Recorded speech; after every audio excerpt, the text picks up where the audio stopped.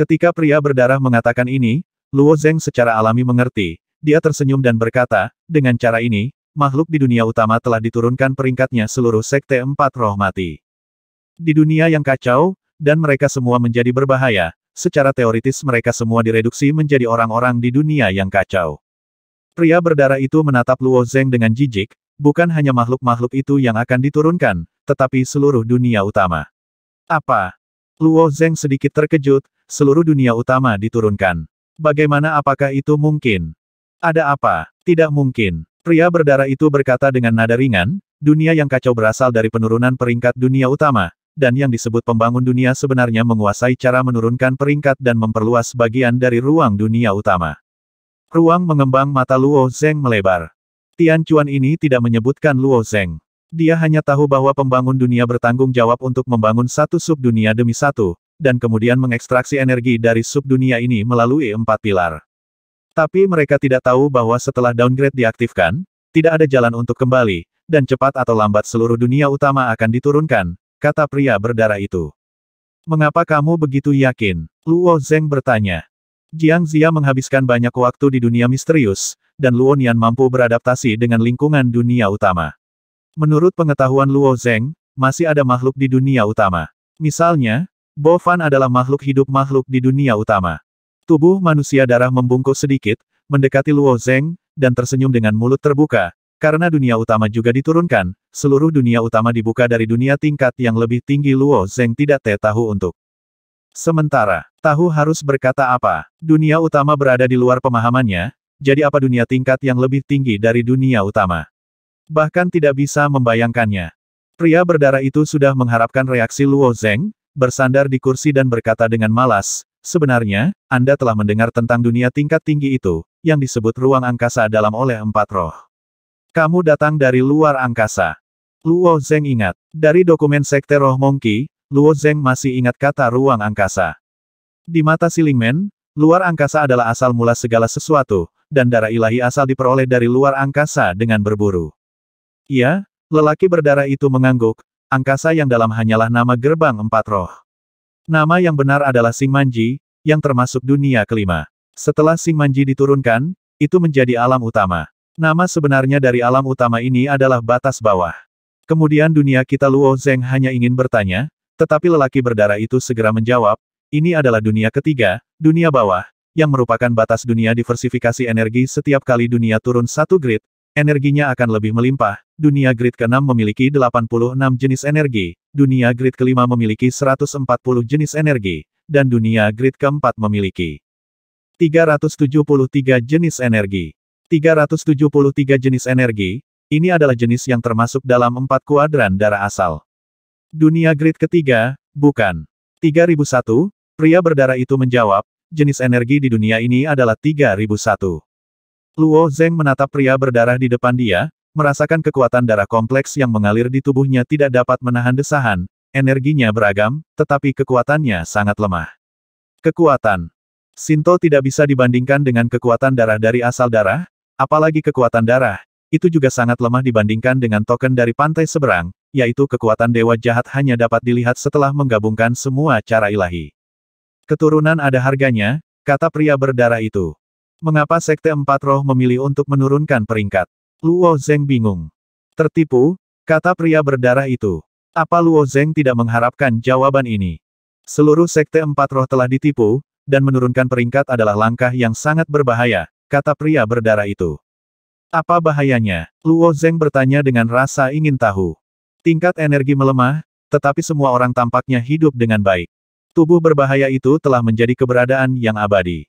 Pria berdarah itu menatap Luo Zeng dengan mata mengejek lagi, karena dunia ini dapat jatuh dari kisi kelima ke kisi keempat, dari kisi keempat ke kisi ketiga, maka dimungkinkan untuk turun dari yang ketiga ke yang kedua. Yang kedua. Luo Zeng memiliki firasat buruk, dan wajahnya menjadi lebih serius. Aku tidak perlu menggambarkannya, kamu pernah mengalami hal serupa, kata pria berdarah itu. Gulungan abadi, kata Luo Zeng segera. Ya, pria berdarah itu mengangguk. Pengalaman dalam gulungan gambar abadi membuat ingatan Luo Zeng sangat dalam, dia benar-benar berubah menjadi bentuk lukisan dan hanya bisa menerjemahkan pada gulungan gambar. Selain itu, Anda telah menjadi lukisan pada gulungan gambar abadi, tetapi Anda belum benar-benar menurunkan. Perspektif Anda masih dapat melepaskan diri dari gulungan gambar, menghadap ke semua yang ada di bawah. Di dunia nyata yang diturunkan, yang Anda lihat hanyalah garis yang berbeda panjang. Tidak ada cara untuk membedakan apapun, pria berdarah itu menjelaskan, dan jenis energi akan meningkat pesat lagi, dari 3.001 menjadi 830.000. Luo Zeng mencoba membayangkan kisi kedua yang dikatakan pria berdarah itu. Dunia tiba-tiba terasa menggigil. Meskipun ada lebih banyak jenis energi, yang bisa Anda lihat adalah garis-garis dengan panjang yang berbeda. Dunia membosankan macam apa ini?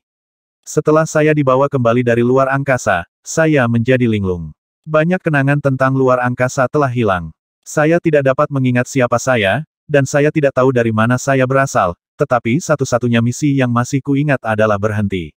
Dunia diturunkan, tapi penurunan pangkat sudah dimulai, dan seluruh sekte 4 roh terlibat. Sulit bagi saya untuk mengatakan siapa orang yang sebenarnya terdegradasi, jadi saya perlu mengamati secara diam-diam. Zeng mengungkapkan pandangan yang dalam, dari sudut pandangnya, memang benar tidak ada yang bisa dipercaya, termasuk Luo Zeng. Tegasnya, pembangun dunia legenda surgawi adalah musuh sebenarnya dari darah asal. Bagaimana mungkin aku? Luo Zeng mengerutkan bibirnya dan tidak dapat menahan diri untuk mempertanyakan IQ pria berdarah itu. Pasti begitu Raja Roh Ular, lagi pula, itu memikat 3 roh lainnya dan membunuh mereka. Raja Roh Ular adalah yang paling dicurigai, tetapi Raja Roh Burung mungkin tidak mungkin, dan bahkan Raja Roh Manusia yang telah kehilangan jejak juga mungkin. Jadi pria berdarah itu berkata dengan serius, saya dapat melakukan yang terbaik untuk membantu Anda, tetapi Anda juga harus membantu saya menemukan orang yang diturunkan. Dan pohon pahit Raja. Luo Zeng sedikit ragu, tetapi matanya segera menunjukkan tatapan tegas.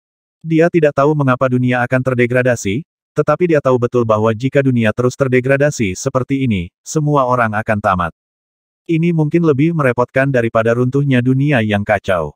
Jika benar-benar ada orang terdegradasi yang dirujuk oleh dewa asal, Luo Zeng pasti akan melakukan yang terbaik untuk membersihkannya, bahkan jika pihak lain adalah pohon pahit Raja Roh Manusia, dia tidak akan ragu.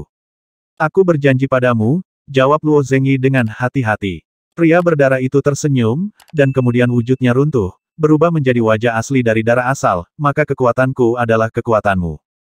Luo Zeng tidak menahan asal-usul darah lagi, dan membiarkannya berubah menjadi kabut darah dan menguap, menyebar di langit di atas tempat kelahiran. Setelah itu, Land of Beginning mulai bergetar lagi, dan air terjun darah mengalir dari kabut darah di kubah. Setelah air terjun darah ini jatuh dari kubah sampai ke dasar, mereka dapat mengembun dan membentuk kolom darah. Ada total 373 pilar darah, dan setiap pilar darah sesuai dengan kekuatan garis keturunan dari darah dewa asli. Cahaya darah terang tiba-tiba muncul di dalam pilar darah ini, dan lampu darah ini segera berubah menjadi panah panjang dan ditembakkan ke arah Luo Zeng. Luo Zeng tidak mengelak atau menghindar, membiarkan panah panjang berdarah ini mengenai.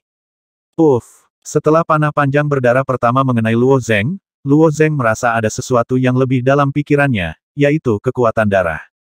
Kemampuan dalam Quadrant of Creation. Luo Zeng tidak punya waktu untuk mencoba kemampuan ini, dan lebih banyak panah panjang berdarah ditembakkan ke arah Luo Zeng. Setiap kali panah panjang berdarah mengenai Luo Zeng, pikiran Luo Zeng akan memiliki lebih banyak kekuatan darah. Setelah lebih dari 10 napas, semua panah panjang cahaya darah jatuh ke tubuh Luo Zeng, dan Luo Zeng memiliki kekuatan penuh dari asal-usul darah di benaknya. Kekuatan ruang. Luo Zeng mengulurkan tangannya. Lapisan demi lapisan ruang persegi muncul di suatu tempat di tanah permulaan. Ruang-ruang ini sangat stabil, tidak kurang dari ruang yang dibangun oleh Kong dengan kekuatan kebenaran, dan bahkan lebih baik. Kekuatan penghancur. Ledakan. Bunga api meledak di ruang persegi itu, dan kekuatan kehancuran menyebar, semua ruang persegi meledak dan hancur pada saat yang sama, dan seluruh Land of Beginning bisa merasakan panas yang deras. Penciptaan. Luo Zeng merentangkan tangannya. Ketika energi kuadran penciptaan menyebar, pedang panjang muncul dari udara tipis ke segala arah. Setiap pedang panjang tidak biasa, tetapi terbuat dari udara tipis seperti ini ratusan, ribuan, dan puluhan ribu pedang panjang jatuh seperti tetesan hujan, bertabrakan satu sama lain dan mengeluarkan suara yang jernih dan menyenangkan, dan dengan cepat menumpuk, gunung pedang. Dewa kuno kekacauan Ping juga dapat menciptakan sesuatu dari udara tipis, dan Jiang Zia juga dapat melakukannya dengan mengandalkan arti sebenarnya dari 3 roh, tetapi tingkat dan kecepatan dari hal-hal yang diciptakan jauh dari Luo Zeng. Hidup, Luo Zeng menatap ke bawah. Kekuatan hidup hijau zamrud mulai berkumpul, berubah menjadi ratusan titik cahaya seukuran seseorang. Segera seseorang keluar dari titik terang. Orang-orang ini terlihat persis seperti Luo Zeng, dan kekuatan serta kekuatan fisik mereka sebanding dengan alam abadi. Meskipun Luo Zeng juga dapat membuat banyak inkarnasi di lempeng benua, avatar dalam tubuh tidak dapat meninggalkan dunia batin, dan Luo Zeng ini adalah orang asli yang dapat dilepaskan untuk berpartisipasi dalam pertempuran. Angkat pedang. Luo Zeng memberi perintah, dan semua Luo Zeng mengambil pedang panjang di tanah, menjentikkan pergelangan tangan mereka sedikit, berbalik dan menebas ke arah langit. Desir, desir. Ratusan lampu pedang perak yang sangat tajam melesat langsung ke langit, memotong sampai ke kubah tempat kelahiran sebelum berhenti. Secara kasar menggunakan kemampuan paling dasar dari asal mula darah untuk mencapai kekuatan seperti itu, wajah Luo Zeng menunjukkan warna puas. Di surga Yuking, segerombolan kumbang abu-abu terbang mendekati tanah.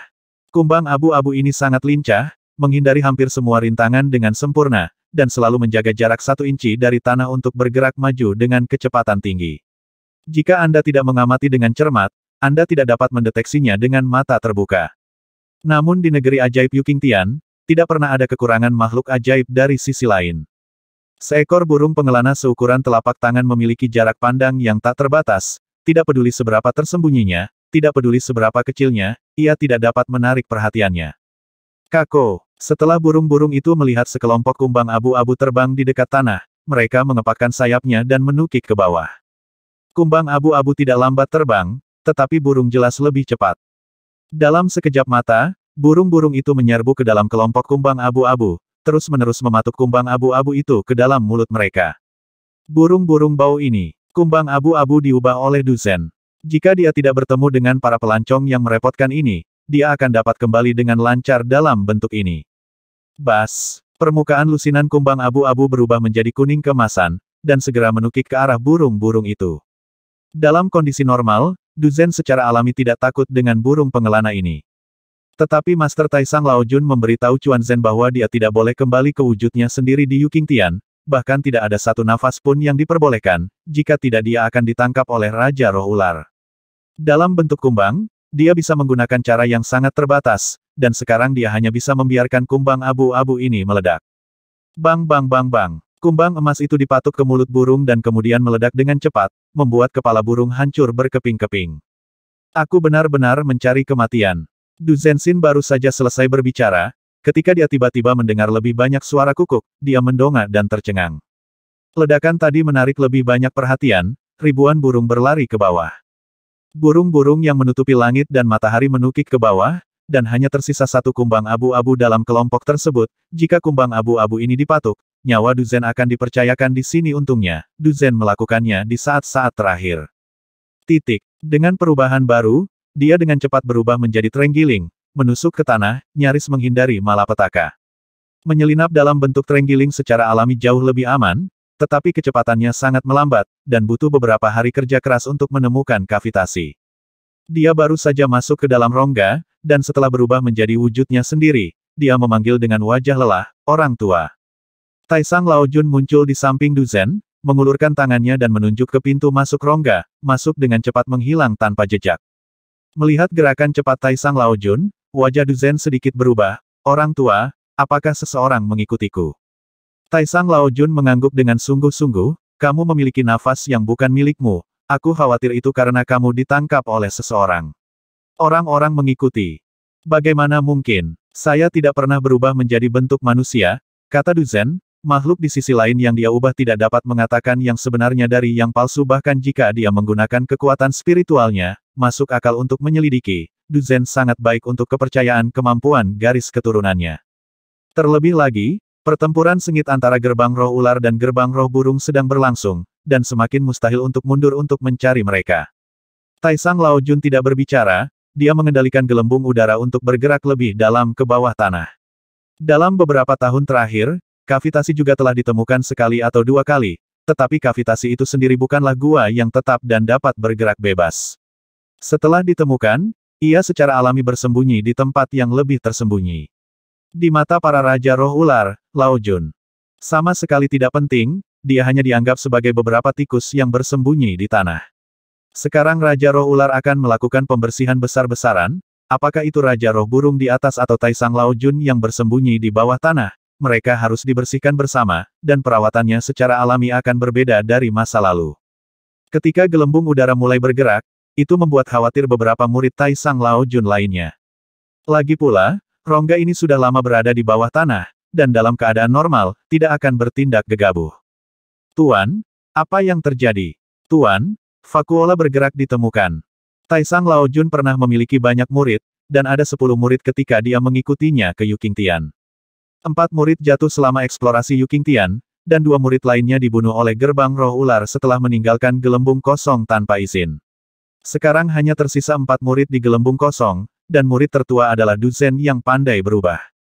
Murid kedua benar bentuknya, dengan sosok besar, perut bulat, dan senyum di wajah tembemnya, persis seperti Maitreya.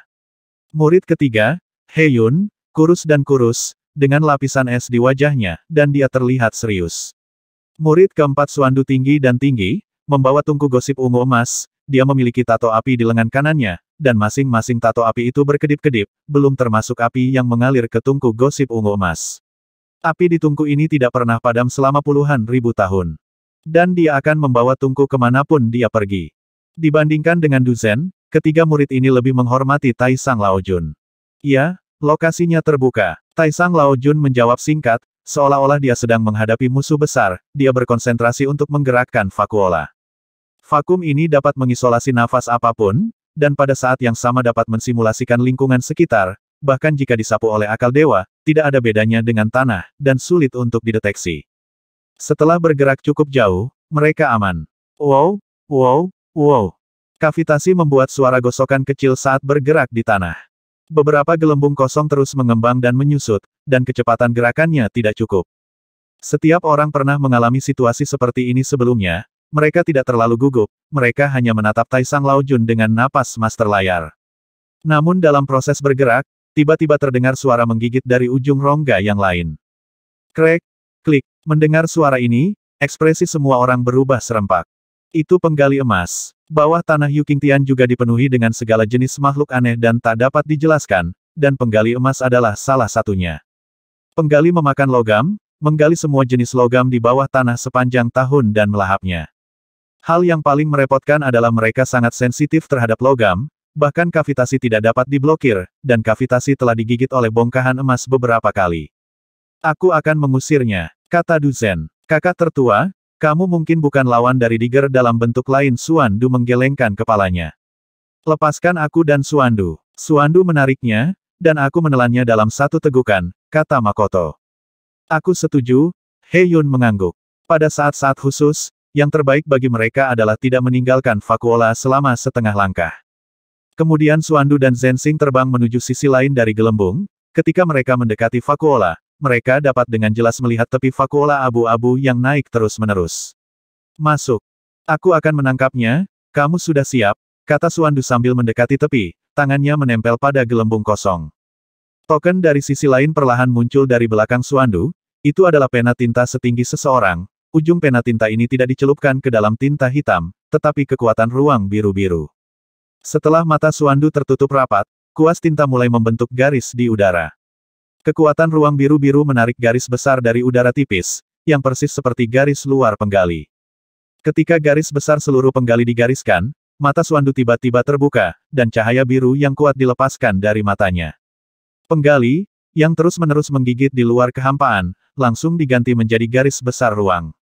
Penggali emas ini jelas tidak mengharapkan hal semacam ini terjadi, setelah ditarik ke dalam gelembung udara, ia juga sedikit tercengang, menatap kosong kedua manusia di depannya.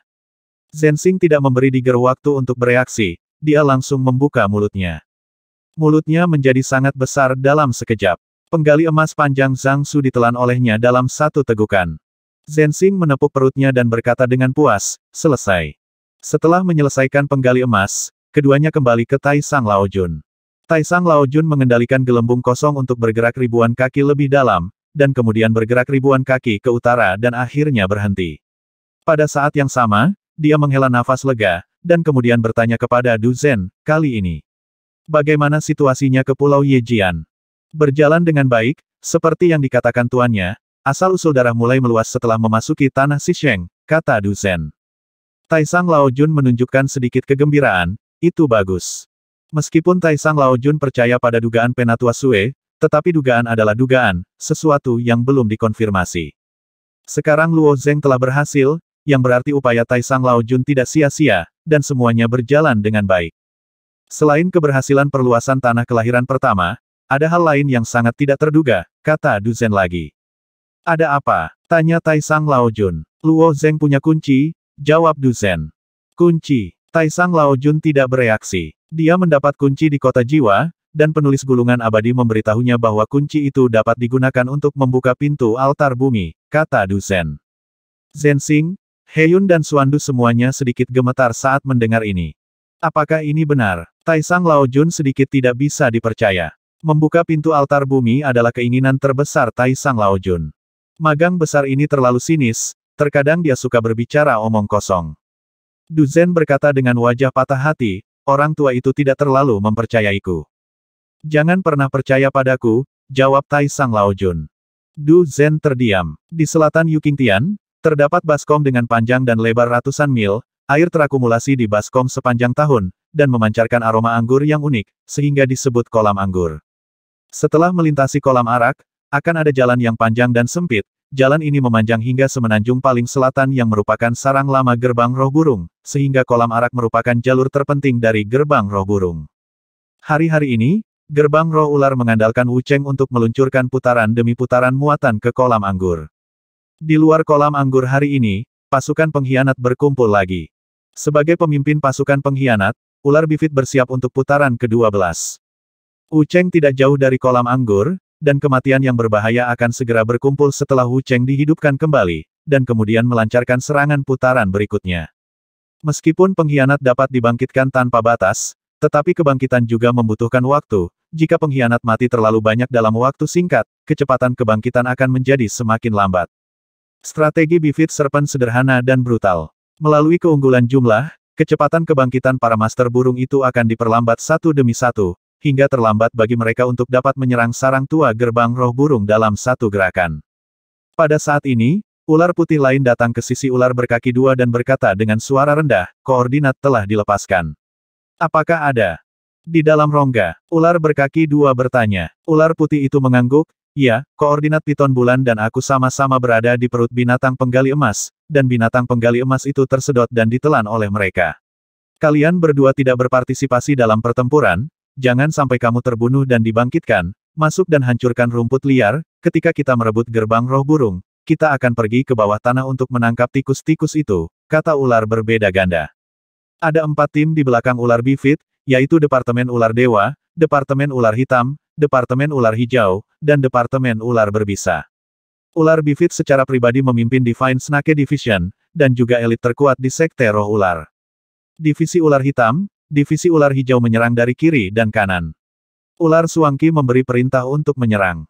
Departemen Ular Hijau menerimanya. Departemen Ular Hitam sedang menyerang. 2 Master Ular merespons dari paling kiri dan kanan tim, dan kemudian mereka memimpin tim ke dalam kolam anggur. Departemen Ular Ilahi, serang bersamaku. Setelah Ular Bifit selesai berbicara, ia bergegas ke kolam anggur terlebih dahulu.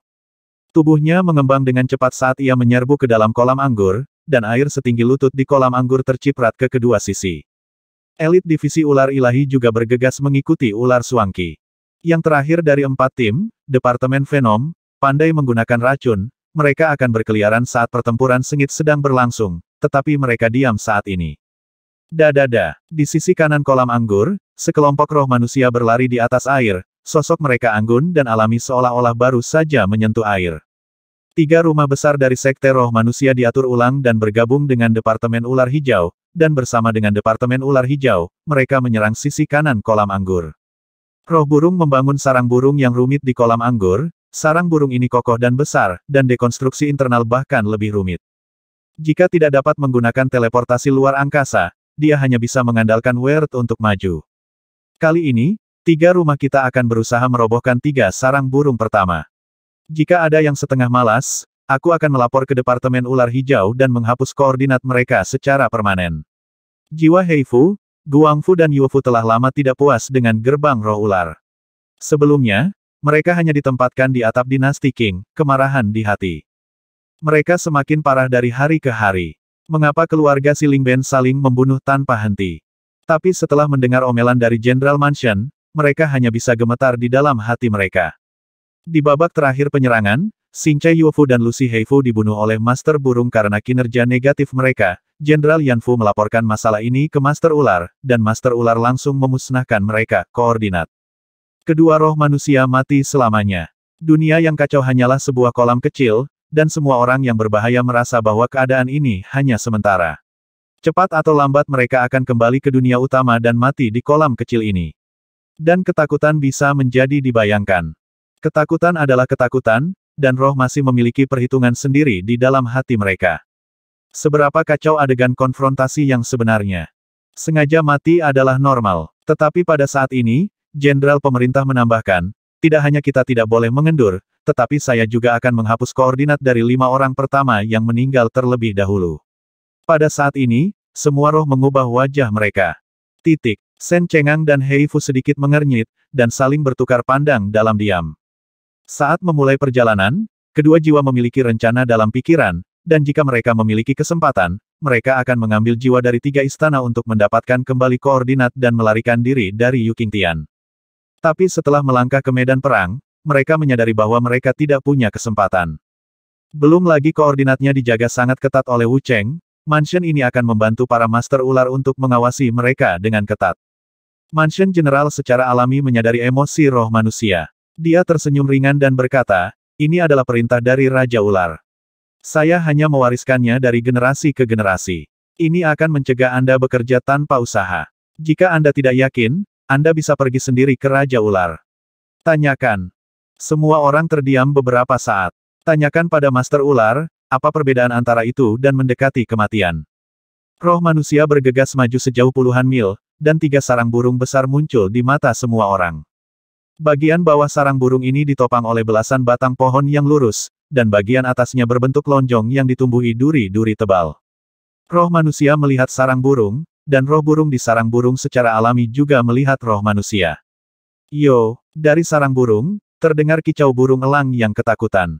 Hula, hula, hula. Burung seputih salju yang tak terhitung jumlahnya berlari keluar dari sarang. Itu Snowbird. Mereka bertukar posisi. Seseorang mengenali burung-burung itu dan dengan cepat mengingatkan mereka dengan keras. Dalam 10 putaran pengisian sebelumnya, roh manusia menghadapi divisi burung besi, roh burung dengan penampilan seperti elang dan sayap yang sangat kuat. Mereka mengira mereka akan menghadapi divisi burung besi dalam putaran penyerangan ini, tetapi gerbang roh burung tampaknya telah mengubah strategi mereka. Swoosh, desir. Setelah burung salju melompat ke titik yang tinggi, mereka menggambar busur yang berputar-putar di udara, seperti sekumpulan bola salju yang jatuh ke arah semua orang. Burung salju ini tidak terlihat terlalu kuat, dan serangan mereka bahkan lebih lembut, tetapi sebenarnya mereka sangat mengancam. Saat jarak mereka masih ratusan kaki dari 3 istana, arwah orang-orang sudah merasakan dinginnya wajah mereka.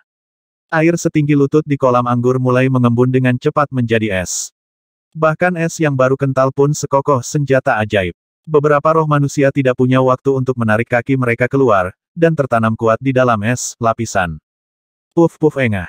3 roh manusia yang tidak punya waktu untuk melarikan diri dari lapisan es langsung terkena burung salju.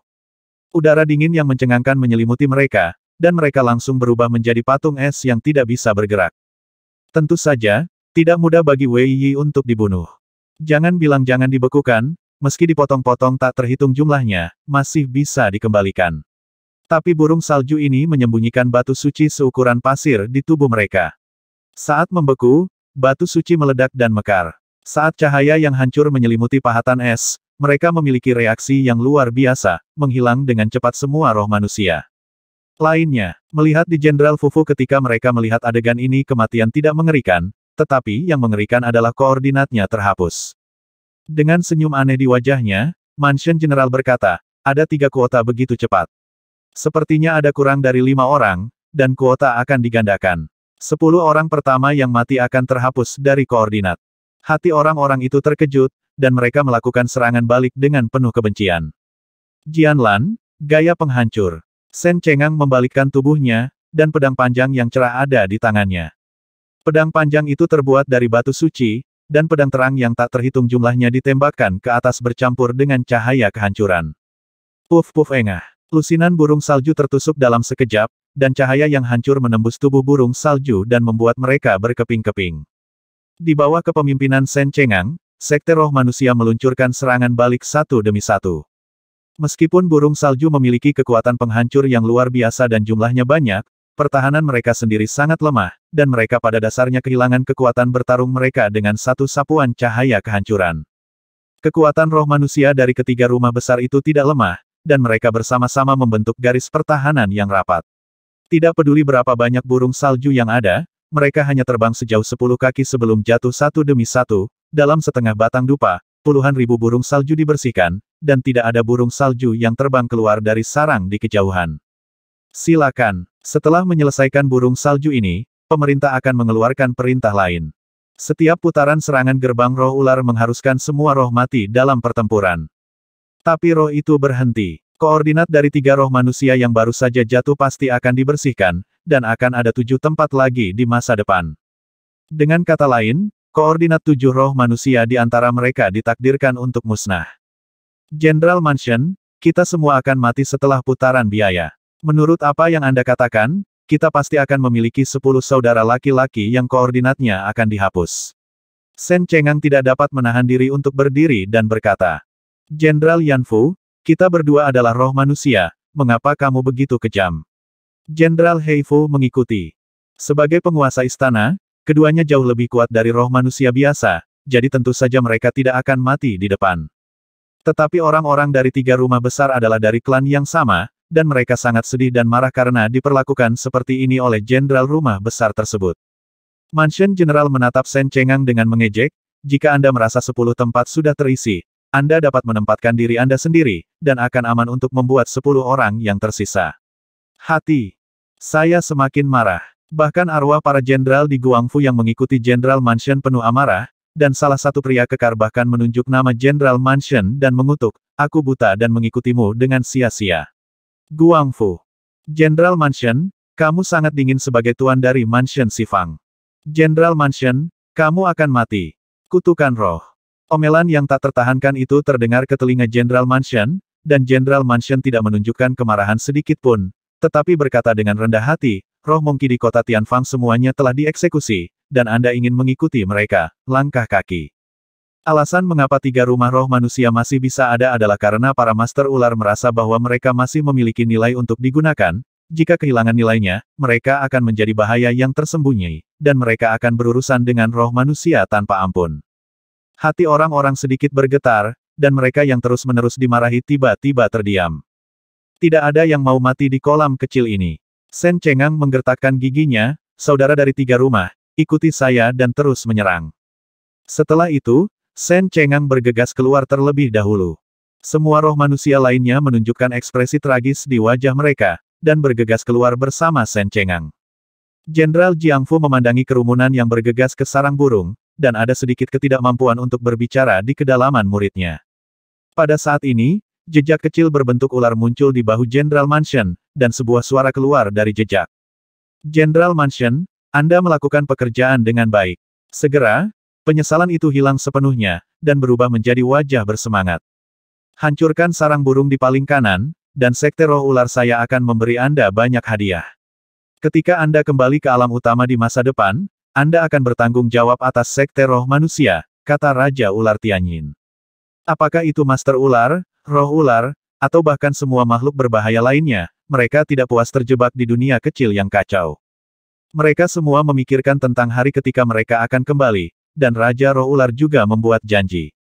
Jika mereka kembali ke dunia utama, gerbang 4 roh secara alami harus dibangun kembali. Pada saat itu, Sekte Roh Ular akan dihormati, dan 3 sekte roh lainnya dapat menjadi pengikut. Mampu menjadi Raja Roh Manusia, bahkan menjadi pengikut itu baik, dan Jenderal Fufu berkata dengan gembira, Tuan Ular Yin Surgawi memperlakukanmu dengan sangat baik, dan Jenderal Fufu tidak akan ragu untuk mati. Tanda berbentuk ular meredup. Titik. Raja Ular Tianyin yang memimpin Departemen Ular Hijau 100 mil jauhnya berkata sambil mencibir, ketika gerbang roh burung ditangkap, Anda tidak akan lagi memiliki nilai keberadaan. Kembali ke dunia utama, menjadi Raja Roh Manusia, mimpi musim semi dan musim gugur yang menggelikan. Raja Roh Ular berhasil membuat gerbang empat roh menjadi seperti sekarang, bagaimana mungkin untuk membangun kembali gerbang empat roh setelah kembali ke dunia utama? Di masa depan, hanya akan ada 4 gerbang roh, dan Raja Roh Ular Ni akan menjadi satu-satunya raja di dunia utama. Raja Ular Langit Yin mencibir pada dirinya sendiri untuk beberapa saat, dan kemudian berkata dengan keras, Departemen Ular Hijau, kecepatan kebangkitan burung-burung yang rusak itu semakin lambat, cobalah menerobos sarang burung di babak ini.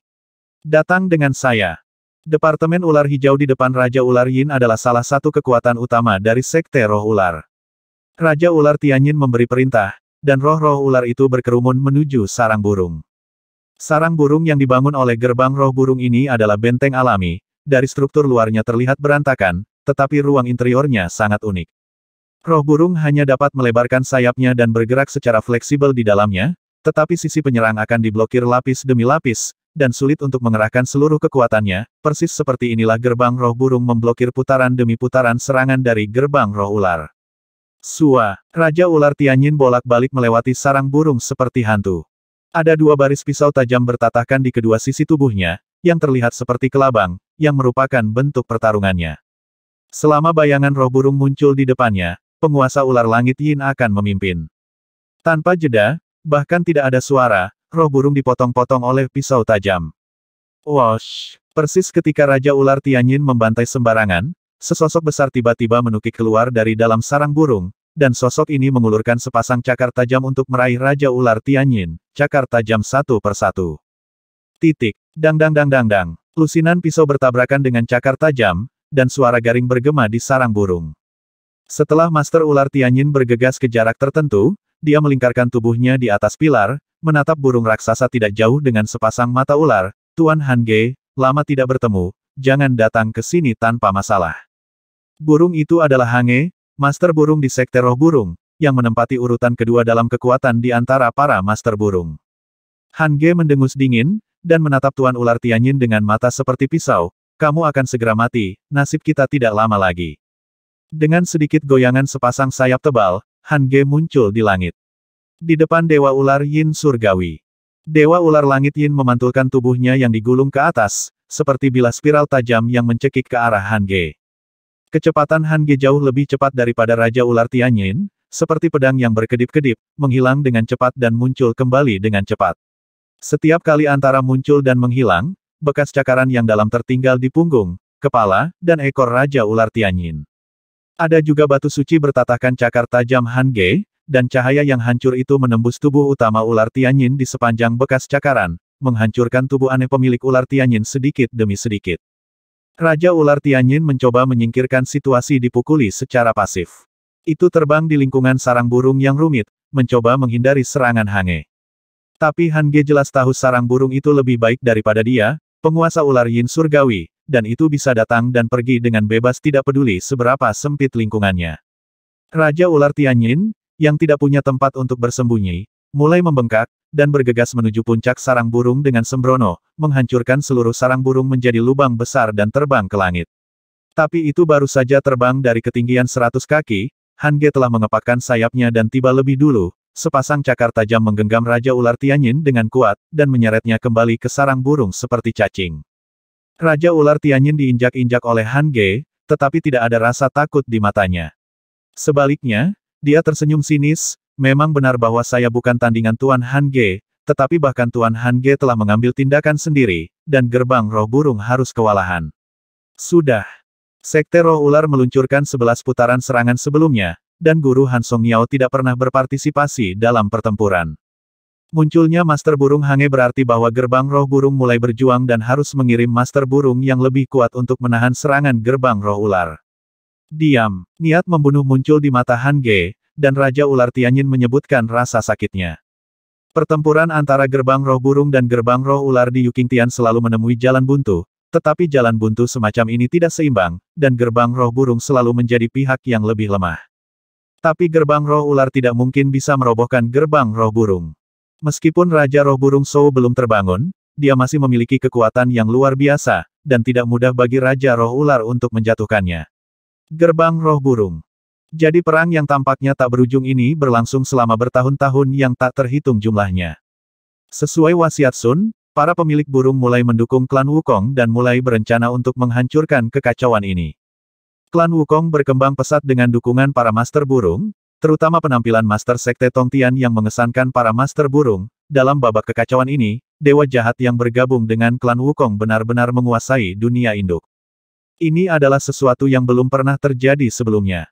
Para pemilik burung sangat ingin mendapatkan kesempatan.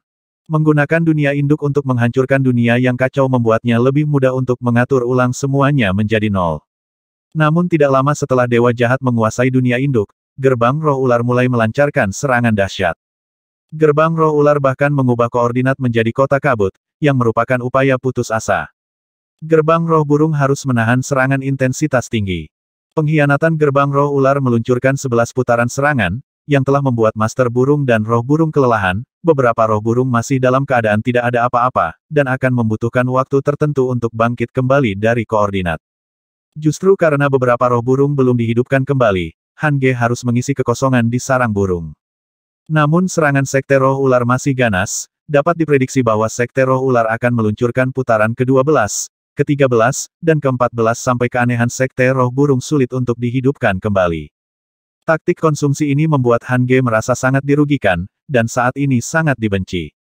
Tuan Han Ge sangat marah, lalu bunuh aku, kata Tuan Ular Tianyin dengan santai. Siapa yang peduli dengan Dewa Kematian jika Anda bisa dibangkitkan segera setelah kematian? Han Ge menatap Raja Ular Tianyin, niat membunuh di matanya berangsur-angsur menghilang, aku tidak akan membunuhmu. Aku akan memenjarakanmu. Mengatakan itu, ia menggenggam Raja Ular Tianyin dengan cakarnya dan terbang. Jika Raja Ular Tianyin dipenjara, ia tidak dapat dihidupkan kembali, dan tentu saja ia tidak akan dapat berpartisipasi dalam putaran pertempuran berikutnya. Tuan Han Ge, tidak bisakah kami memikirkan solusi yang dapat Anda pikirkan? Tuan Ular Tianyin tersenyum aneh lagi. Setelah kata-kata itu jatuh, cahaya yang hancur meledak di tubuh utama Ular Tianyin, dan tubuhnya yang berbahaya runtuh dan menghilang di cakar tajam Han Ge, hanya menyisakan beberapa batu suci yang jatuh ke tanah. Dalam satu hari satu malam, muatan ke-12 dari gerbang roh ular berakhir. Hasilnya secara alami berakhir dengan kegagalan gerbang roh ular, dan seluruh pasukan Wei Yi yang berpartisipasi dalam serangan itu pada dasarnya musnah. Tetapi pemilik burung sedang dalam suasana hati yang buruk, dan mereka berkumpul untuk membahas tindakan pencegahan. Di belakang kolam anggur, koordinat emas yang padat melayang di udara. Permukaan sebagian besar koordinat emas sangat kusam, yang berarti koordinat tersebut kekurangan energi dan perlu waktu untuk pulih. Tapi Sekte Roh Ular jelas tidak akan memberi mereka terlalu banyak waktu, dan serangan putaran ke-13 pasti akan menyusul. Suasana di gerbang roh ular di Wucheng jauh lebih santai. Di mata Master Ular, menjatuhkan gerbang roh burung pada dasarnya adalah kepastian, hanya masalah waktu saja. Barat Laut Kota Kabut, koordinat emas bersinar dengan cahaya, dan roh dari ketiga istana terus dihidupkan kembali. Sen Cengang juga muncul dari koordinatnya sendiri dan berubah menjadi roh manusia, wajahnya penuh kelelahan. Dia juga mencoba yang terbaik di babak pertempuran ini, hanya untuk berjuang untuk sebuah pertunjukan, untuk sedikit memuaskan para Master Ular, dan tidak mengatur kondisi yang keras untuk San Fu.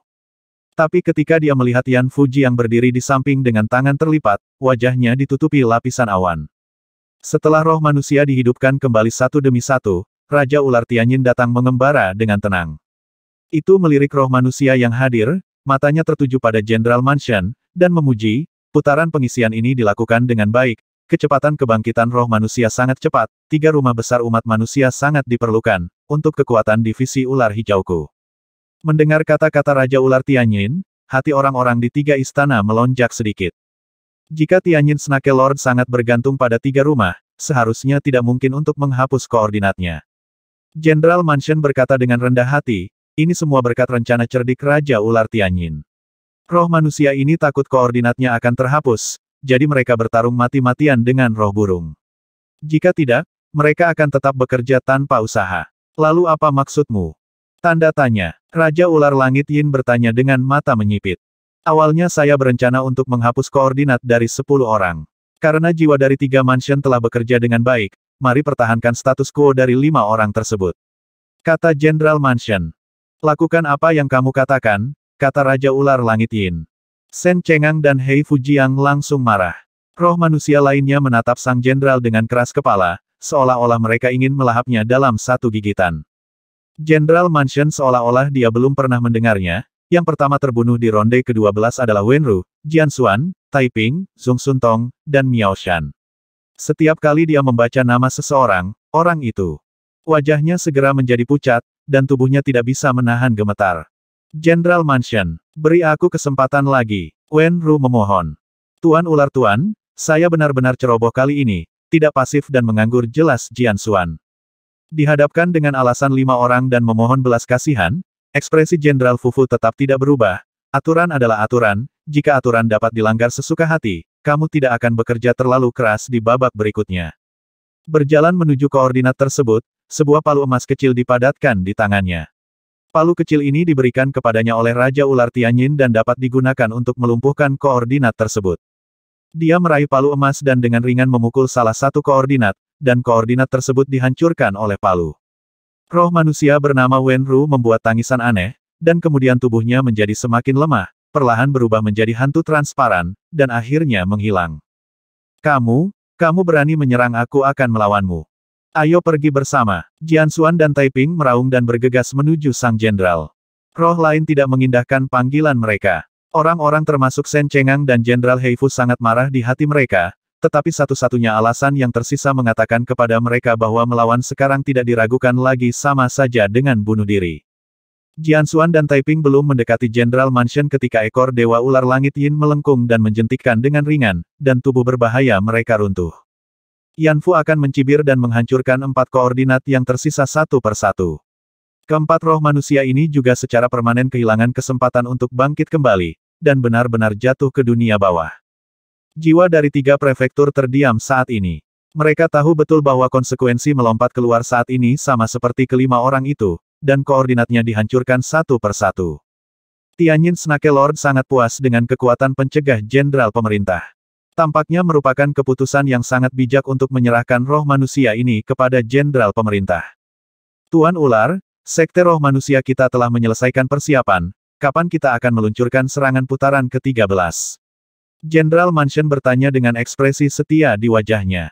Mungkin butuh 2 hari untuk menunggu 13 putaran pengisian daya. Raja Ular Tianyin merenung sejenak, meskipun Departemen Ular Hijau kami bekerja dengan baik kali ini, Departemen Ular Hitam dan Departemen Ular Ilahi dengan ganas melakukan serangan balik oleh Sekte Roh Burung. Roh belum dihidupkan kembali.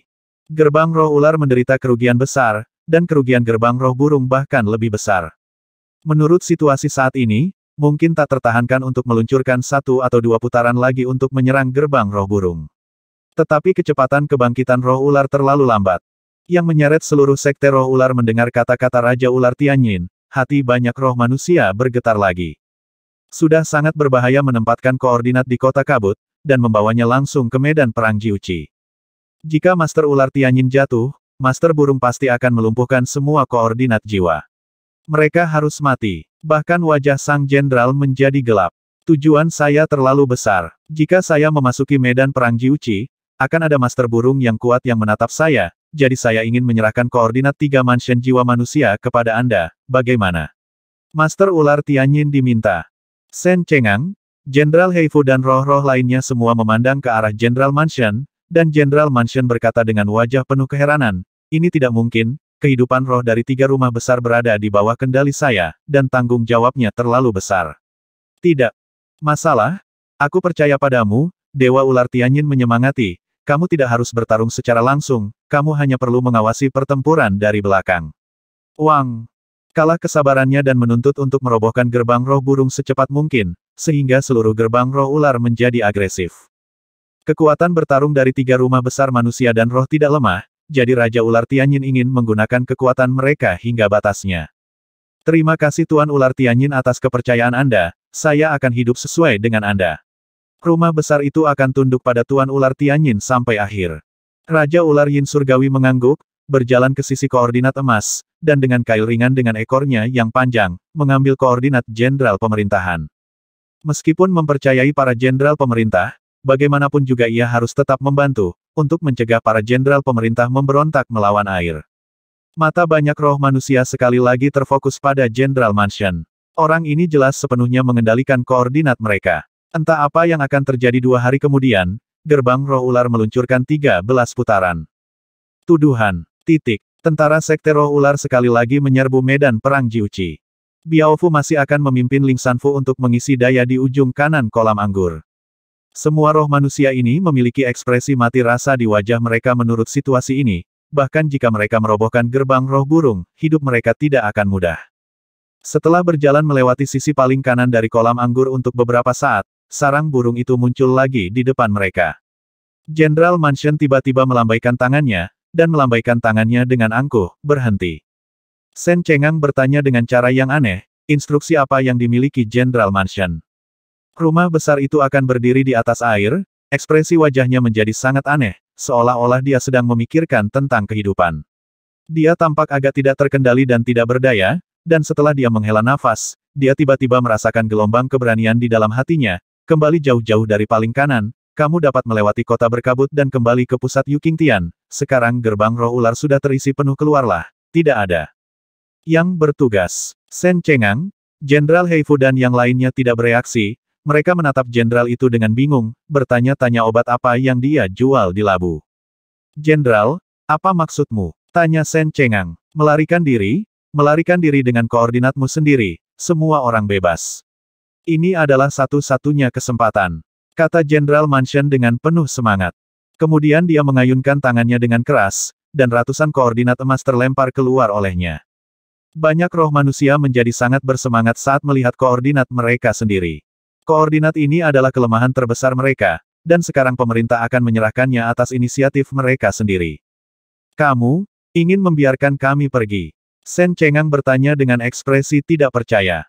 Ya, kata Jenderal Mansion, menatap Sen Cengang, lebih sulit untuk mendapatkan kembali koordinat dari Master Ular daripada pergi ke langit.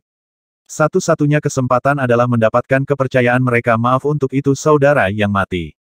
Dikirim oleh Sekte Roh Ular ke teras Qingtian untuk menjaga beberapa hal sepele. Mansion itu teliti, tidak pernah mengungkapkan ketidakpuasan dengan gerbang roh ular, dan selalu setia, tetapi itu tidak berarti bahwa Mansion tidak akan dapat melihat melalui ambisi para Master Ular.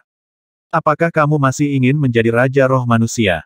Tanya Palace Master Hei. Jenderal Mansion tertawa dan berkata, Tuan Ular ini semuanya jahat. Begitu roh manusia saya tidak berguna, akankah saya menyimpannya sebagai masalah di masa depan?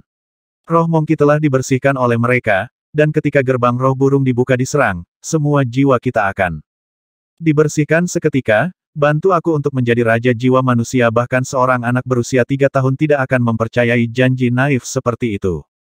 Begitu kata-kata ini diucapkan, kebencian yang dimiliki semua orang terhadap rumah Yan di saat-saat terakhir tiba-tiba menghilang.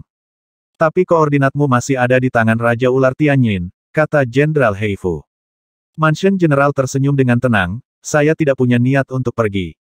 Ketika Raja Ular Tianyin mengambil koordinatnya, Mansion General sudah mengambil keputusan. Sen Cengang menatap sang jenderal dengan ekspresi serius, kami selalu salah menyalahkanmu. Jika kau tidak salah, bagaimana kau mendapat kesempatan? Kata sang jenderal. Tapi sisi lain sangat besar, bahkan jika kita mengambil koordinat dan melarikan diri, saya khawatir akan sulit menemukan tempat berlindung, kata Sen Cengang dengan cemas. Jenderal Mansion menatap Sen Cengang dan bertanya, menurut Anda mengapa Raja Roh Ular tiba-tiba ingin membunuh Roh Monkey?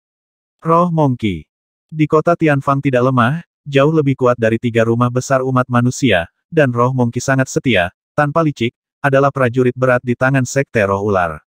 Raja Roh Ular tiba-tiba dengan tergesa-gesa menjatuhkan koordinat Roh Monkey dan sepenuhnya membersihkan Roh Monkey, yang dengan sendirinya sangat aneh. Sen Cengang tidak bisa memahami misteri itu sepanjang waktu, jadi dia menggelengkan kepalanya. Roh Monkey biasanya setia kepada Raja Roh Ular, tetapi bagaimana jika Raja Roh Monkey terbangun? Jenderal Mansion bertanya balik. Maksudmu? Sen Cengang membuka matanya lebar-lebar, menatap sang jenderal dengan tak percaya. Jiang Fu mengangguk dan melanjutkan, saya telah melihat beberapa ras manusia di Qingtiantai, mereka menyelamatkan pembangun dunia, saya tidak tahu apakah kebangkitan Monkey Spirit King ada hubungannya dengan ras manusia itu, tapi saya sarankan Anda pergi menemui mereka di Pulau Malam. Bukan rahasia lagi bahwa Raja Roh Monkey dipenjara di Pulau Yejian, dan lorong-lorong Pulau Yejian dihancurkan. Pada saat ini, jejak berbentuk ular di bahu Xiao Fu tiba-tiba menyala. Fu Jiang mengulurkan tangannya untuk menutupi tanda berbentuk ular, dan berkata dengan tenang, ayo pergi. Tapi Hei Fu Jiang ragu-ragu. Ayo pergi. Jenderal Mansion itu meraung. Shen Chengang menatap Jenderal Mansion dalam-dalam, dan kemudian memerintahkan, jiwa Yuefu, Guangfu, dan Hei Fu membawa koordinat mereka dan pergi bersamaku. Swoosh! Shen Chengang memimpin dan menginjak.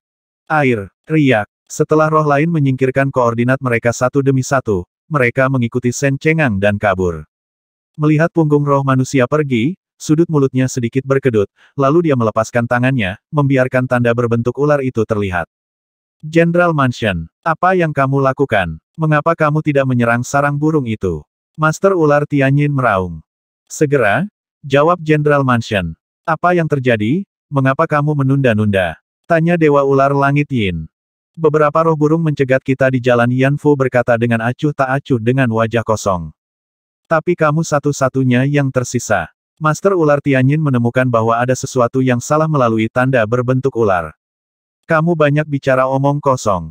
Kata Jenderal Jiang Fu, mengulurkan tangannya dan dengan ringan mengetuk tanda berbentuk ular itu, dan tanda berbentuk ular itu terkoyak. Master Ular Tianyin ditegur oleh Jenderal Mansion begitu tiba-tiba, dia berhenti sejenak, dan meraung marah lagi. Apa yang sebenarnya terjadi, Raja Ular Tianyin tidak dapat memastikannya. Putaran pengisian ke-13 telah dimulai, dan sekarang berada di luar jangkauannya, dan semuanya hanya dapat diverifikasi setelah akhir. Memanfaatkan pertempuran sengit antara gerbang roh ular dan gerbang roh burung, roh dari 3 prefektur dengan cepat meninggalkan medan perang Jiuqi. Mereka melewati kota kabut, melewati pos pemeriksaan gerbang roh ular, dan langsung menuju ke pusat Yukingtian. Tapi Raja Roh Ular memiliki pemandangan yang indah dari pemandangan ini. Setelah serangan ke-13 dari Sekte Roh Ular, Raja Roh Ular akhirnya muncul di medan perang Jiuqi. Bertatahkan di kepala Ni adalah batu permata berbentuk berlian kuning, yang merupakan benda dari Guru Suci, yang disebut batu Mahatau terbatas. Permata ini dapat memata-matai segala sesuatu di area terbatas. Yukingtian adalah suatu area, dan semua yang ada di dalamnya tidak dapat lepas dari matanya. Ketika Du Zhen kembali ke gelembung sebelumnya, dia ditangkap dengan tajam oleh Raja Roh Ular, dan ular bermuka dua diam-diam mengirim koordinat ke Vakuola. Ada beberapa desertir, kata Raja Roh Ular. Ular Suangki di sebelah Roh Ular Raja menunjukkan keterkejutan di matanya, siapa yang berani melarikan diri. Bawahan akan segera pergi dan menangkap mereka, kata ular bermuka dua itu. Raja Roh Ular melihat ke ujung kolam anggur, menggelengkan kepalanya dan berkata, tidak perlu. 3 rumah umat manusia tidak relevan. Raja Roh Burung tidak dapat menahan lagi, jadi jangan khawatir tentang detail ini. Di semenanjung di belakang kolam anggur, Roh Burung menenun sarang burung besar dengan sutra emas ulat sutra langka, dan di sarang burung itu ada burung raksasa besar. Burung raksasa ini terlihat seperti angsa, dan setiap sayap di atasnya tubuhnya. Simetris setelah dibuka, terlihat seperti 2 tambang kristal yang megah. Tapi kepala burung raksasa ini merangkak di tanah, mencuat dari sarangnya, tidak bergerak. Matanya tidak tertutup, tetapi tetap terbuka lebar, penuh dengan kebingungan dan kebingungan membunuh emosi. Saya merasa terancam. Tidak ada orang yang tidak bersalah di dunia ini, dan saya harus membersihkan semua kejahatan. Ular itu adalah akar dari segala kejahatan. Burung raksasa itu adalah Raja Roh Burung Shou selama bertahun-tahun yang tak terhitung jumlahnya. Shou mempertahankan postur ini dan merangkak di tanah. Itu tidak kehilangan kekuatannya. Sebaliknya, bahkan setelah Sun yang penuh keinginan untuk menghancurkan berubah menjadi tubuh yang berbahaya, kekuatan bertarungnya sangat menakutkan, itulah sebabnya Raja Roh Ular tidak pernah berani menjatuhkannya. Tuanku, itu hanya teriakan xiao-xiao-xiao, Anda tidak perlu keluar sendiri. Murid, Sekte Roh Burung saya dapat memusnahkan mereka. Ya, kami bisa melakukannya. Pada burung Lingwang terus membujuk di depannya. Pemilik burung berkepala bernama Luan Gu, yang menempati urutan pertama dalam kekuatan di antara para pemilik burung, yang kedua adalah Hang Ge, dan pemilik burung ketiga bernama Ling Lou. Dia mengenakan lapisan baju besi yang berat dan tidak terlihat seperti itu, burung, tapi sepertinya sejenis reptil besar. Ketiga pemilik burung seharusnya berpartisipasi dalam pertempuran di kolam anggur, tetapi ketika Raja Roh Burung berubah, mereka harus tetap tinggal dan membujuk mereka. Raja Roh Burung belum terbangun, masih dalam keadaan bingung. Sejak berubah menjadi pengkhianatan, ia penuh dengan kebencian terhadap segala sesuatu di dunia ini, dan ingin menghancurkan semua yang dilihatnya. Pemilik burung yang hadir tidak tahu berapa kali mereka dibunuh oleh Raja Roh Burung. Pembantaian tanpa akhir semacam ini berlangsung selama bertahun-tahun, mungkin Raja Roh Burung sedikit lelah karena membunuh, atau beberapa obsesinya terpuaskan, jadi melambat perlahan-lahan menerima klan dan bawahannya sendiri. Tapi obsesi Raja Roh Burung masih menghancurkan segalanya. Meskipun pemilik burung tahu bahwa Shou itu gila, tetapi sebagai orang Shou, mereka sangat setia dan membantu Raja Roh Burung untuk memenuhi obsesinya. Mereka benar-benar berencana untuk mengembalikan seluruh dunia yang kacau menjadi nol. Hanya dengan cara inilah pemilik burung bisa bangun. Tapi tuduhan mereka yang tak ada habisnya menyebabkan orang-orangku sangat menderita. Aku ingin membersihkan mereka, kata Hun melamun. Kita bisa memenangkannya kembali, dan tubuh aneh itu bisa dibangkitkan tanpa batas. Itu bukan masalah, kata Luan Gu. Para Niaoling Men berada dalam masalah besar, dan Luang Gu memilih untuk menutupi kebenarannya. Tapi kenapa roh-roh ular itu semakin mendekat saat Kun Zeng berbicara? Kepalanya yang tadi tertunduk tiba-tiba terangkat, menatap lurus ke depan, dia datang. Akhirnya berani datang. Kari menjadi sangat bersemangat. Cahaya lavender mengalir di sekitar setiap sayap Kari. Ia mengangkat kepala dan tubuhnya. Bulu-bulu keras berbentuk intan bertabrakan satu sama lain, seperti suara segenggam kerang yang ditaburkan di pantai, renyah dan menusuk. Meskipun sarang burungnya masih jauh dari medan perang Jiuqi, pupilnya dapat memantulkan Raja Roh Ular. Obsesi Kari sangat dalam. Yang paling ingin dibunuhnya adalah Raja Roh Ular, dan kemudian menyeret seluruh dunia untuk dikubur bersamanya. Bisa dibayangkan betapa kejam dan putus asa yang ia alami di hadapan Karyo. Raja, kamu tidak bisa bertindak gegabah. Raja Ular pasti telah memancingmu keluar. Kamu pasti bukan rajaku. Ketiga master burung itu sangat cemas. Namun perburuan tersebut masih dalam keadaan tidur nyenyak, sama sekali tidak masuk akal, dan perkataan ketiga pemilik burung itu tidak berguna.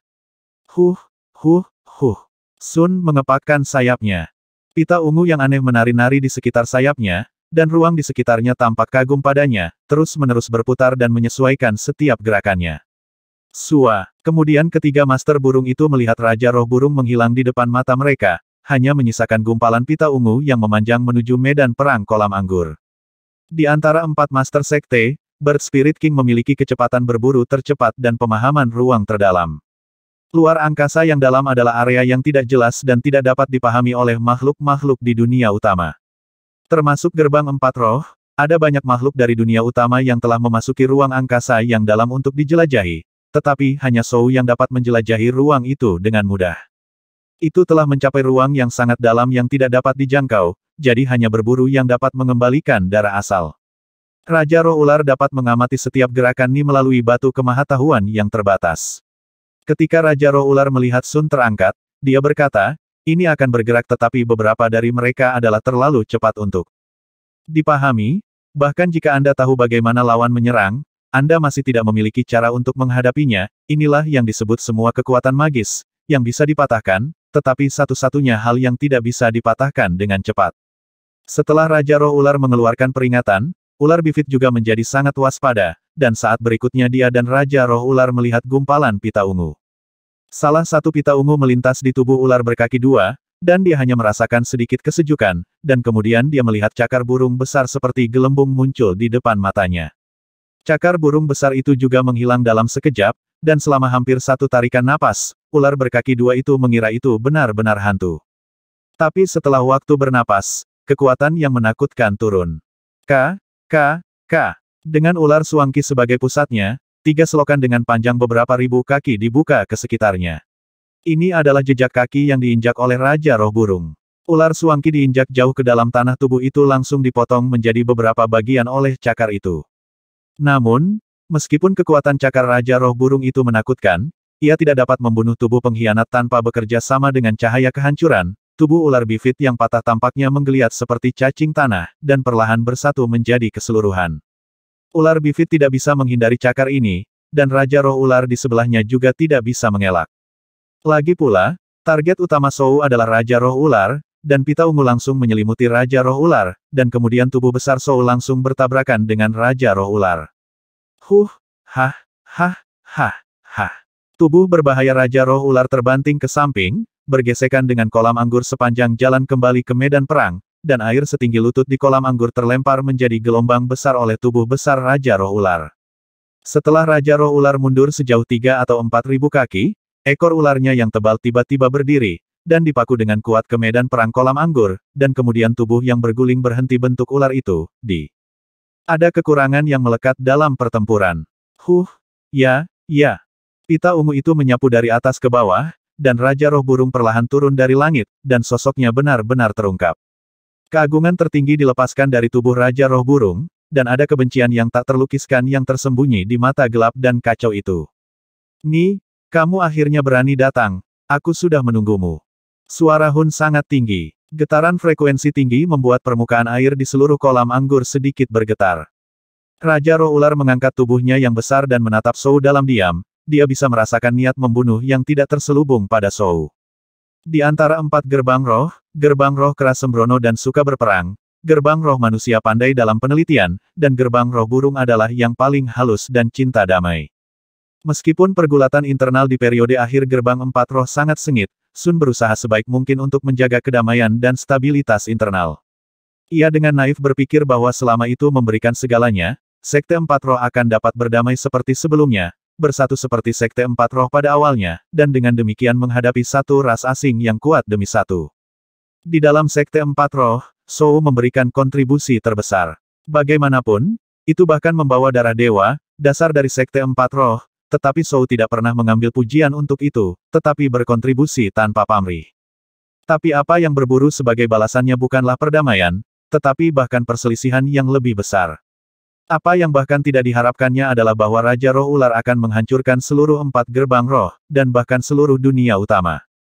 Memasuki dunia yang kacau, ia tahu bahwa pelakunya adalah Ratu Roh Ular, Kari dihinggapi keputusasaan. Dunia ini sangat jelek, satu-satunya cara untuk memurnikan adalah mengembalikan semuanya ke nol. Raja Roh Ular adalah orang yang harus membayar paling banyak. Pita ungu mengalir keluar dari tubuh Sun lagi, di mana cahaya berada, itu milik ruangnya. Ini adalah kasus. Di dunia yang kacau, ini adalah kasus di dunia utama, dan juga kasus di ruang yang dalam. Aturan spasial yang dipahaminya umum dari ruang tingkat tinggi ke ruang tingkat rendah, dan bakatnya dapat dibayangkan. Wow, saat pita ungu membungkus tubuh Raja Roh Ular, Zhou menghilang lagi. Retak, klik, diiringi oleh 2 suara teredam, cakar tajam Zhou telah diam-diam menggenggam Raja Roh Ular. Swoosh! Segera setelah itu, ia meraih sisi lain dari kolam anggur dinasti Roh Ular dan berlari pergi. Ketika kedua raksasa ini melompati kolam anggur, tidak ada seorang pun di medan perang yang dapat menangkap sosok mereka, bahkan ular bifit yang menyaksikan Raja Roh Burung pergi tidak tahu kemana mereka pergi. Medan perang Jiuqi terletak di bagian paling selatan Yukingtian, dan dengan kecepatan Zhou yang luar biasa, hampir mencapai tepi Yukingtian dalam sekejap mata. Dengan Sua, Raja Roh Ular diusir dari Yukingtian. Ia memiliki obsesi kehancuran di dalam hatinya, dan cara termudah untuk membunuh Raja Roh Ular adalah dengan membuangnya ke dalam kehampaan dan melahapnya hidup-hidup. Zizizi. Bahkan tubuh aneh Raja Roh Ular tidak bisa menahan melahap Su Chen. Tubuh besar Raja Roh Ular berputar dan berputar dalam kehampaan, seperti lintah yang ditaburi garam berjuang untuk beberapa saat, dan segera ditelan.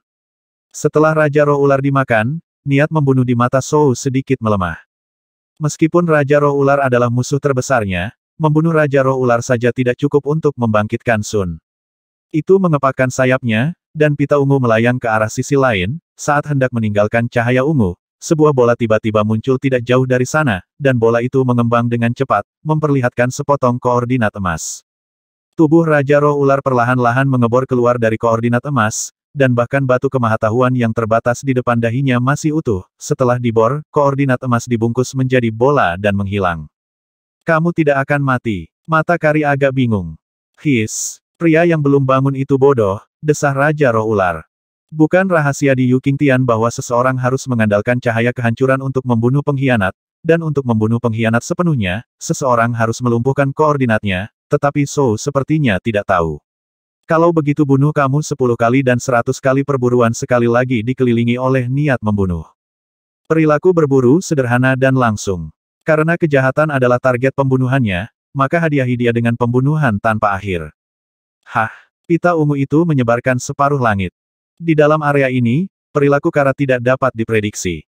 Dari satu tempat ke tempat lain, Sun tidak terbang, juga tidak membuka saluran luar angkasa, bergerak seperti lompatan, tiba-tiba menghilang, dan tiba-tiba muncul, menunjukkan cara tidak dapat dipahami berarti tidak dapat dilawan. Selama berada di pita ungu, kecepatannya sangat cepat, jadi Anda harus menangkapnya.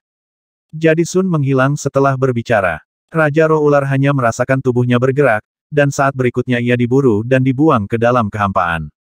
Zizizi. Dalam sekejap, Raja Roh Ular ditelan oleh kehampaan lagi. Kemudian bola yang dibungkus dengan koordinat Raja Roh Ular muncul kembali.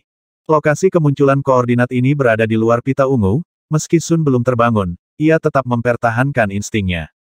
Ia tahu bahwa alasan kebangkitan Raja Roh Ular harus terkait dengan koordinat di dalam bola, dengan kepakan sayapnya yang ringan, pita ungu berguling ke arah bola. Selama dia ditangkap oleh pita ungu, dia bisa mendapatkan bolanya, sampai batas tertentu, dia bisa menggunakan pita ungu sebagai bagian dari tubuh Sun. Tetapi pada saat ini, pemandangan aneh muncul. Tidak peduli seberapa cepat pita ungu itu, bola selalu dapat menghindarinya, dan kecepatannya persis sama dengan pita ungu, dan keduanya terbang hampir sejajar. Setelah mengejar ratusan mil dengan cara ini, tubuh aneh Raja Ular muncul dari koordinat. Pada saat ini, bola menghilang, dan Raja Ular sekali lagi diselimuti pita ungu. Situasi yang persis sama muncul kembali, dan Raja Roh Ular tidak punya waktu untuk bereaksi, dan terlempar ke dalam kehampaan oleh Shou lagi. Tapi kali ini Raja Roh Ular sedang berjuang, dan tatapan mengejek di mata bulan sabit adalah diproyeksikan pada Shou di belakangnya, ada ular berkepala 3 berbentuk aneh merayap di sana. Sejak awal, Raja Roh Ular tahu bahwa dia tidak dapat bersaing dengan Sun dalam hal kecepatan, dan bahkan ada celah dalam kekuatan. Meskipun memiliki kekuatan yang benar-benar mengerikan untuk mengalahkan Kari, itu tidak perlu melakukan itu untuk menghadapi orang gila yang belum bangun, hanya diperlukan pekerjaan suci. Ular berkepala 3 disebut sebagai sumber kutukan, dan merupakan artefak kedua dari Raja Ular. Benda suci ini telah lama digunakan oleh Raja Roh Ular. Sumber rasa sakit dapat menerapkan 3 tanda rasa sakit pada 3 target. Selama lawan membunuh salah satu target, ia akan muncul diam-diam dari punggungnya seekor ular berkepala 3. Ular monster berkepala 3 tidak dapat dilihat oleh orang lain, hanya Raja Roh Ular sendiri yang dapat melihatnya. Setiap kali target terbunuh, salah satu kepala ular berkepala 3 akan membuka matanya, setelah ketiga target dibunuh oleh lawan, kutukan ular berkepala 3 akan berlaku. Di masa lalu, ketika Raja Roh Ular menggunakan monster ular berkepala 3, seringkali membutuhkan pengorbanan 3 roh ular. Sekarang Raja Roh Ular adalah tubuh yang berbahaya, dia dapat mengorbankan dirinya 3 kali. Semua ular berkepala 3 membuka mata mereka, dan kutukan mulai berlaku. Sun juga memperhatikan sesuatu yang aneh muncul di belakangnya, sayapnya bergetar, dan sosoknya terus-menerus melompat di pita ungu. Tubuhnya yang besar tidak koheren di bawah penerbangannya yang gila, ia hanya muncul di ujung untuk sementara waktu, dan muncul untuk sementara waktu. Di tepi pita ungu, saat kecepatan terbang Shou terus meningkat, King Snake Spirit melihat sosok Shou yang tak terhitung jumlahnya berkedip-kedip. Ini bukan ilusi, juga bukan bayangan. Dalam keadaan transisi kecepatan tinggi, masing-masing adalah tubuh dari Shou, baik diri sendiri maupun orang lain. Pemandangan yang sangat unik. Tidak ada gunanya, tidak peduli seberapa cepat kamu tidak bisa menyingkirkan sumber kutukan. Sumber kutukan itu seperti bunga jahat yang mekar, semakin kamu berjuang, semakin mekar, kekuatan terus bertambah kuat, dan kemudian menjerat Sun dengan erat. Area pita ungu menyusut dengan cepat, dan setelah beberapa saat, Shou langsung jatuh dari udara dengan berat. Kasihan Raja Roh Ular menghela nafas, seret ke dalam kehampaan. Dalam keadaan normal, Shou bisa berenang di kehampaan tanpa bantuan perahu roh, tapi sekarang sumber kutukan itu menyedot kekuatannya sekali kosong, tidak ada kemungkinan terseret ke dalam kehampaan lagi kecuali ditelan. Zizizi. Segera, tubuh aneh Shou diseret ke dalam kehampaan oleh 3 ular aneh, dan dengan cepat ditelan. Pertarungan antara Raja Roh Burung dan Raja Roh Ular berakhir. Batu Mahatau terbatas. Batu permata berbentuk berlian di dahi Raja Ular menyala, dan segala sesuatu tentang Yu Qingtian jatuh ke matanya. Untuk melindungi Shou, gerbang roh ular secara alami akan menyembunyikan koordinat Shou. Tetapi di dalam San Xingtian, ada terlalu sedikit hal yang dapat menghindari Batu Mahatau yang terbatas. Jika ada, Vakuola dari Taisang Laojun dihitung sebagai 1. Setelah mengaktifkan batu kemahatauan tak terbatas, Raja Roh Ular telah melihat koordinat Shou dengan pantulan tajam di tanah. Tubuh ular itu terbang menuju medan perang Jiuqi. Di tengah dan belakang medan perang Jiuqi, 3 master burung dari gerbang roh burung bertarung sengit dengan ular bermuka 2. 3 pemilik burung Luan Hu, Han Ge dan Ling Lou awalnya mengejar Raja Roh Burung, tetapi Raja Roh Burung terlalu cepat, Dan ketika mereka tiba, Raja Roh Burung dan Raja Roh Ular telah lama menghilang, hanya ular bifit tetap di tempatnya. Ketiga Master Burung khawatir tentang keselamatan berburu, dan pada awalnya tidak berniat bertarung dengan ular Suangki, tetapi mereka ingin menanyakan keberadaan Raja Roh Burung dari mulut ular Suangki. Ular bifit tidak melihat dengan jelas kemana Raja Roh Burung memimpin Raja Roh Ular, bahkan jika ia mengetahuinya, tidak mungkin untuk mengetahuinya, dan pertempuran sudah dekat secara alami. Bahkan jika Luan Hu adalah ahli burung, cukup dengan mengikat ular Suangki, apalagi Hange dan Ling Lou untuk membantu. Di bawah pengepungan tiga master burung, ular bifit hanya bisa menahannya. Pada saat ini, tubuh Luan Hu bergetar hebat, dan dia membeku di tempat. Luan Hu, ada apa? Tanya Han Ge bingung. Sayap kanan Luan Hu menjentikkan dengan ringan, dan sebuah koordinat bersinar dengan cahaya kemasan. Setelah Han Ge dan Ling Lou melihat koordinat emas, ekspresi mereka berubah drastis. Raja, dibunuh. Pertempuran dengan Raja Roh Ular dikalahkan. Ketiga master burung itu tercengang. Ini adalah hal terakhir yang ingin mereka lihat. Kekuatan Sun tidak lebih rendah dari Raja Roh Ular, tetapi sebelum kebangkitan, dan Raja Roh Ular memiliki hal-hal suci, Zhou kemungkinan besar akan mengalami kerugian. Tapi mereka tidak menyangka kemenangan dan kekalahan akan terbagi begitu cepat, dan Sun terbunuh tidak lama kemudian. Melihat pemandangan ini, ular berkaki dua itu semakin gembira. Tubuhnya tiba-tiba terpental, seperti pesawat ulang-alik yang terbang-terbang menuju koordinat di sayap Luan Hu. Itu adalah koordinat Zhou, itu adalah satu-satunya kehidupan Zhou. Setelah dihancurkan, Raja Niaoling akan jatuh sepenuhnya. Bagaimana Luan Hu dapat dengan mudah disentuh oleh ular Suangki? Luan Hu menutup sayapnya dan terbang ke langit. Tapi saat itu akan bergegas ke udara, bayangan besar menyelimutinya. 3740